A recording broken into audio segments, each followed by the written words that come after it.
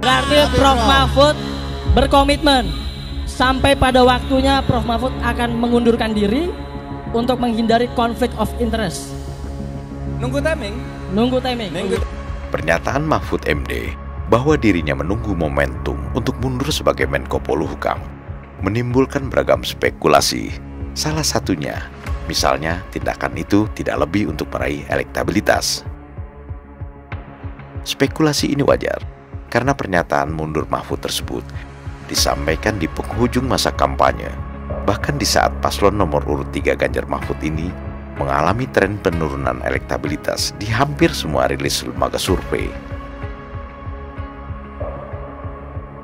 Mundur tidak hanya pejabat negara saat mengikuti kontestasi pilpres sepenuhnya pilihan pribadi, karena undang-undang mengatur pejabat negara boleh tetap menjabat asal cuti saat kampanye.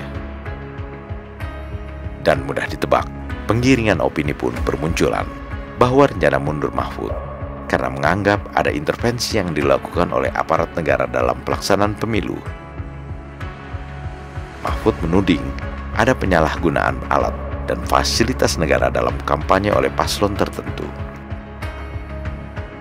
Dalam konteks kampanye, posisi Ganjar Mahfud berada dalam area abu-abu antara gagasan melanjutkan atau melakukan perubahan.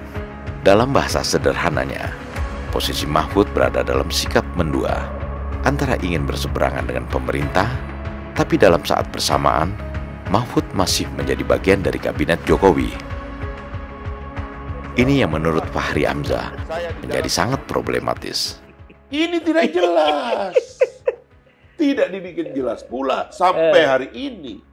Lucu melihat Mahfud MD dan Muhaimin tiba-tiba bersekongkol menyalahkan kabinetnya sendiri yang dia masih ada di dalam kabinet itu.